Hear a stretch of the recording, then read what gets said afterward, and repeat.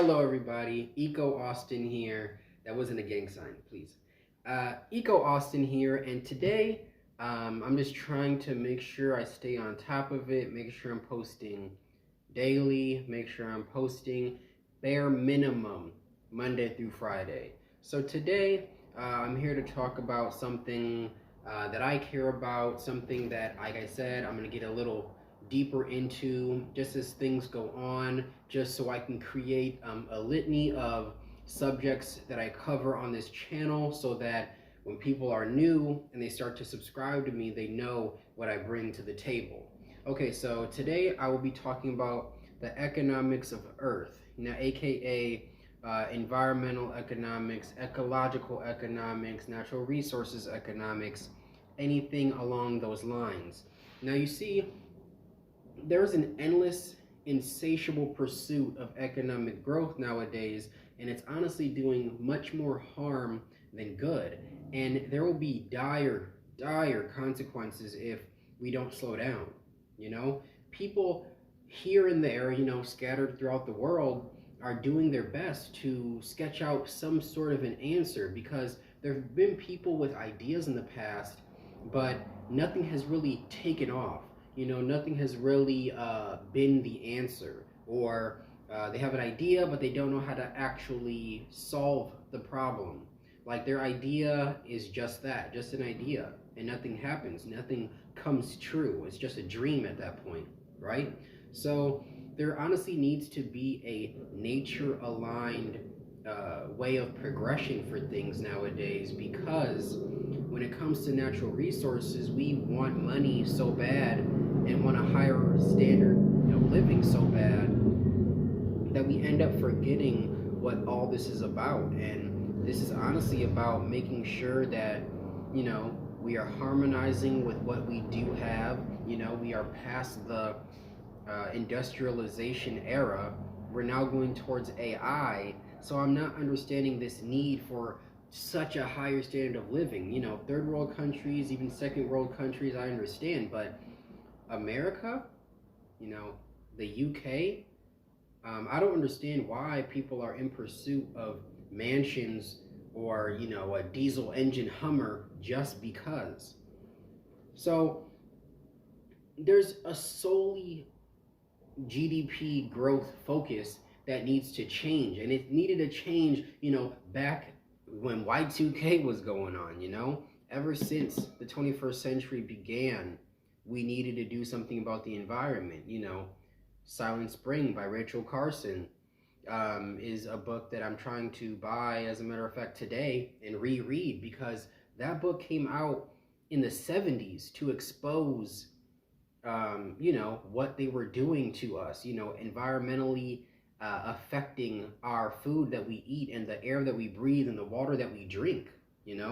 So ecological collapse is one thing, but climate change is a whole nother ballgame that we created ourselves. Not just, natural course of life, but we are adding to the problem. Why would you add to a problem if it already is an issue for the future of society? We're not helping anybody or anything. So with that being said, because they're two separate issues and everything just gets lumped into global warming and climate change, that's kind of funny, because when it all comes down to it, they will compound on top of each other, and it'll become a much bigger issue in the near future. We're not talking about 100 years from now anymore. We're barely talking about 50 years in the future now. We're talking about, in my estimation, 10 to 20 years from now, we're going to see big problems if we don't make a change this instant.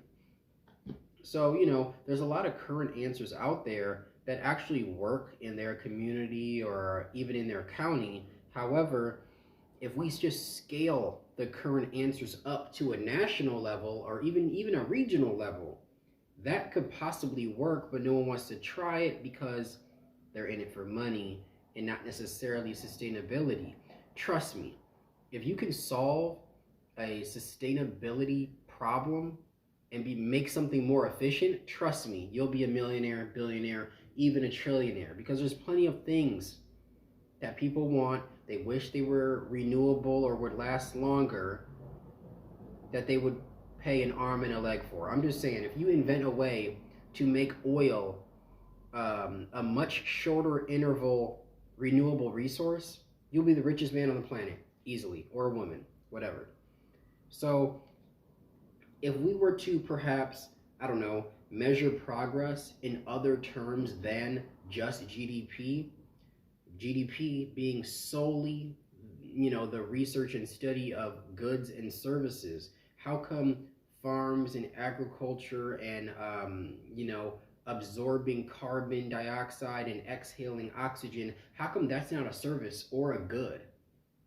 That's very strange to me. So I feel like we need to update that. We need to update Keynesian economics, Bayesian economics, all those things that factor into the way we perceive consumerism.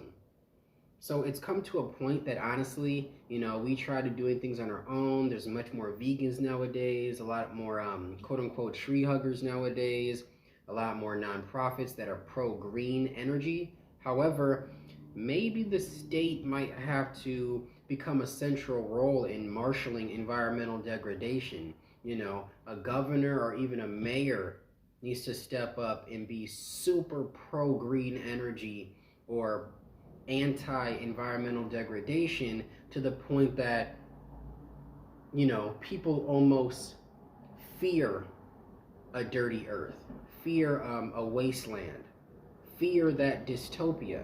If things are already bad, it's only going to get worse.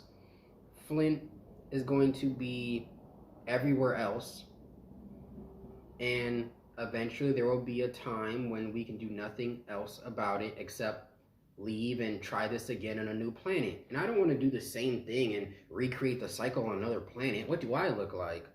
So in the end, we just need to protect not only our business portfolios, our financial institutions, but the biosphere as a whole.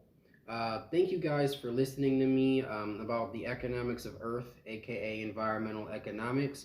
Like I said, I'm trying my best to post every single day with what I have, with what tools I have available to get my voice out. And one thing I want to really understand is, when it comes to coronavirus, when it comes to the Black Lives Matter movement, just understand that no matter what you do, no matter what's going on in the outside world, it is up to us, young and old, to see the crux of issues and be a voice.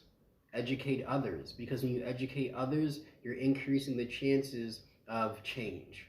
And that's what it's all about. Thank you guys. Make sure you like, comment, subscribe. Deuces.